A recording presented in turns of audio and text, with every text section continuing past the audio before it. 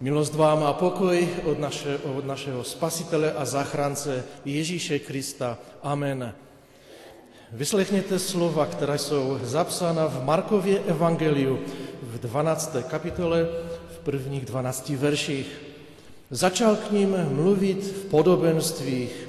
Jeden člověk vysadil vinici, obehnal ji zdí, vykopal nádrž k lisu a vystavil strážní věž.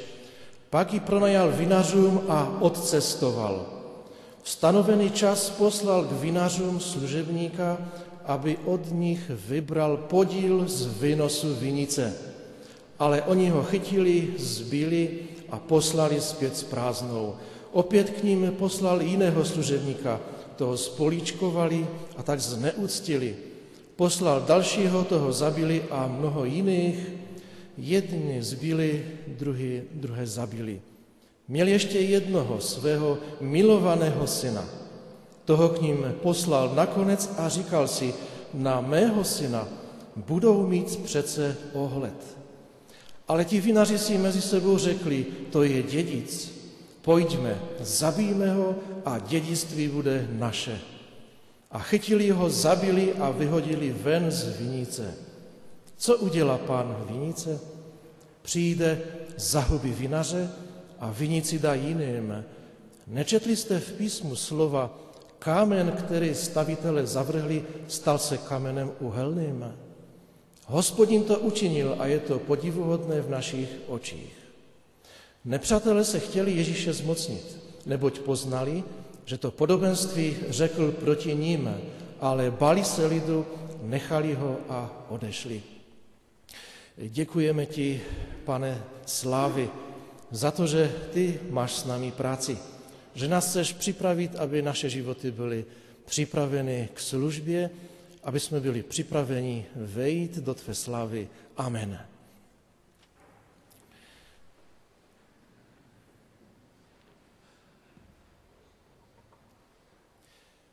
Milovaní bratři a sestry, tento oddíl z písma snad jste už slyšeli několikrát. A všichni máme ve svých myšlenkách to, že to patří Židům, izraelskému národu, který je svatý Boží, který si ho vyvolil. Ano, je to pravda, ale není to všecko. Ta první skutečnost bude ale přece jenom o tom, že Mojžíš převzal svatý Boží zákon a zákon Hospodina, který měl izraelský lid věrně dodržovat. Ve 4. Mojžíšově v 7. kapitole v 6. verši čteme, jsi přece svatý lid Hospodina, tvého Boha. Tebe si Hospodin, tvůj Bůh, vyvolil ze všech lidských pokolení, která jsou na tváři země, abys byl jeho lidem zvláštním vlastnictvím. A víme, že potom, co vešli do své zaslíbené země, střídali se soudcové, různí proroci a všichni byli nevyslyšeni. Lid, i když byl božím lidem, nebrali to, co boží lidé přinášeli a před čím varovali. A nakonec poslal Ježíše Krista. Tento lid, Pán Bůh chtěl po svém lidu vzácné ovoce. Jaké ovoce? Poslal služebníka, aby od nich vybral podíl z výnosu vinice.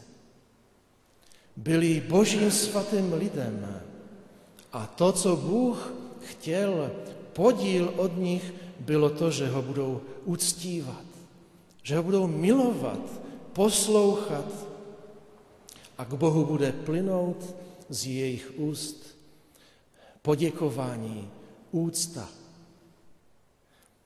Bůh se toho tehdy nedočkal. A tak Ježíš byl vyhodnocen a vyhozen jako nepotřebný.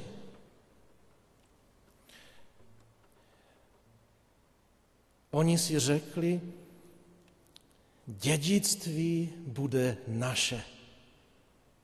O jaké dědictví se tady jedná? Dědictví bude vždycky stejné. Bůh bude mít slávu pro sebe a svou slavu nikomu nedá.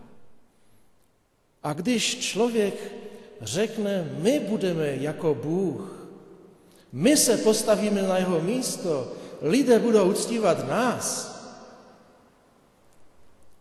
pak to dědictví nejde k Bohu, ale k člověku. Jaký byl nakonec trest? Svatý chrám byl zbořen a jeho sláva a svatost byla přenesena k věřícím pohanům. Svůj izraelský lid však Bůh nezavrhl zcela. Miluje svůj národ pro jejich praotce. Stále s ním počítá a vede je k závěru, k slavnému závěru, který možná už vidíme dnes. Toto podobenství však nemá konec. Ono pokračuje. A tak druhá skutečnost je ta, že Ježíš už tady na zemi zhromažďoval svou církev a ustanovil ji po svém odchodu, zatím ale pouze z věřících pohanů. Toto podobenství je drama i dnešní církve. Dnešních církví po celém světě. Ale je to drama i jeho církve s velkým písmenem C. Zdá se, že Ježíš dokončil své dílo záchrany, vrátil se do nebe a více o svou církev nestará. A lidská posedlost, to znamená být jako Bůh, nezná hranic. Až po dnešní dobu je tu dlouhá řada božích služebníků, kteří trpěli pro svou věrnost a pravdivou službu Ježíšovu jménu. Byli různou mírou pronásledovaní těmi, kteří měli v církvi moc v rozhodování. A vše se jim může podařit, kromě odstranění Boha z jeho církve. Ale věrnost v spravování Kristovy vinice je dána všem lidem v církvi, i těm, kteří z lidského hlediska nic neznamenají. I nepatrní lidé v církvi budou chtít pána vinice ze své církve pro své účely vyhodit. Bůh chce po své církvi vzácné ovoce. Jaké to jsou? Chce Bůh po své církvi podíl. Podíl úcty, poslušnosti, věrnosti a milování. Bůh chce, aby jeho lid ho miloval, aby ho měl na prvním místě. O jaké dědictví se jedná? O to, aby první místo člověk neměl sám pro sebe, ale pro svatého Boha, který je nade vším. A tak v 1. Petrově 2.9 se říká, vy však jste rod vyvolený, královské kněžstvo, národ svatý, lid náležející Bohu. Ale každý zisk, který chce člověk v církvi na černo, je pro věřící lidi prohra. Je to ztráta. Ve Zjevení 22.12 se píše, hle, přijdu a odplata se mnou. Odplatím každému podle toho, jak jednal. Toto podobenství ale ještě má třetí skutečnost. Obraz vinice a odvadění vzácného ovoce je především obrazem našeho života, našeho nitra, naší víry, která má být odevzdána Ježíši Kristu. Podívejme se, co Boha nejvíce těší. V Matouši 20, 30 se píše, miluj Hospodina svého Boha z celého svého srdce, z celé své duše, z celé své mysli a z celé své síly. Bůh nechce část tvého života. Chce celé tvé srdce, duši, mysl a celou tvou sílu. Nemá zájem o polovičatost, o částečnou poslušnost. Chce, abys mu byl celé oddán. Ježíše těší, když je i naše uctívání přesné. Lidé mnohdy říkají, představují si Boha jako, a pak nám popíšou svou představu Boha. My si ale nemůžeme vytvořit vlastní náboženskou představu o Bohu a uctívat ji. To by bylo modlářství. Uctívání musí být založeno na písmu, ne na našich názorech o Pánu Bohu. Ti, kteří Boha opravdově uctívají, budou ho uctívat v duchu a v pravdě. Ježíše netěší, když bezmyšlenkovitě zpíváme nějaké písně, když odříkáme strojené modlitby, nebo když jen tak pro nic vykřikujeme chvála Bohu. Pokud uctíváme bez své mysli, je naše uctívání nesmyslné. Pána Boha těší, když naše uctívání bude praktické. Bible říká, vybízím vás, bratři, abyste vydali svá těla v obědě živou, svatou a příjemnou Bohu. To ať je vaše rozumná služba Bohu. Proč chce Bůh naše tělo? Protože bez těla na této planetě nic neuděláš. Patrně jste už slyšeli někoho říkat, dnes s vámi na bohoslužbách nemohu být, ale budu s vámi v duchu. Víš, co to znamená? Nic. Je to bezcenné. Pokud jsi zde na zemi, může být tvůj duch pouze tam, kde je tvoje tělo. Pokud tam není tvé tělo, nejsi tam ani ty. Něco jiného je ale být spojený přenosem zvuku a obrazu. Něco jiného je modlit se, když někde probíhají bohoslužby a jsou nějaká shromáždění a my nemůžeme být přítomní. Pojem oběť se nám pojí zpravidla s něčím mrtvým. Bůh ale chce, abys byl obětí živou. Chce, abys pro něj žil. S živou obětí je ale problém. Může se z oltáře odplazit a my to také často děláme. V neděli zpíváme, všechno tobě dnes odevzdávám, všechno tvé musí být, a v pondělí dezertujeme.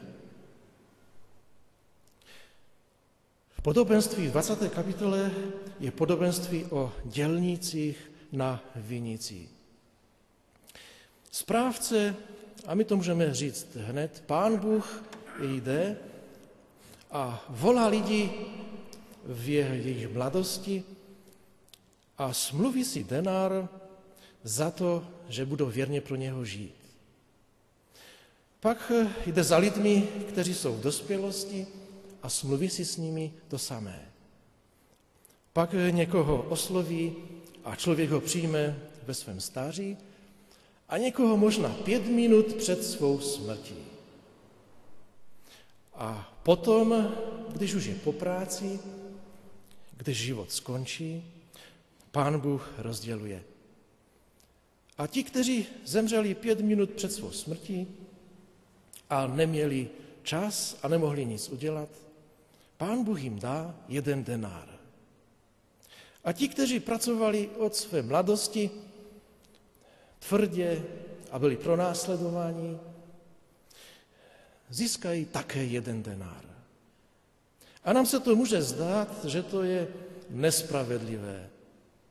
Ale ten 1 denár je v tomto případě podobenství o tvé záchraně.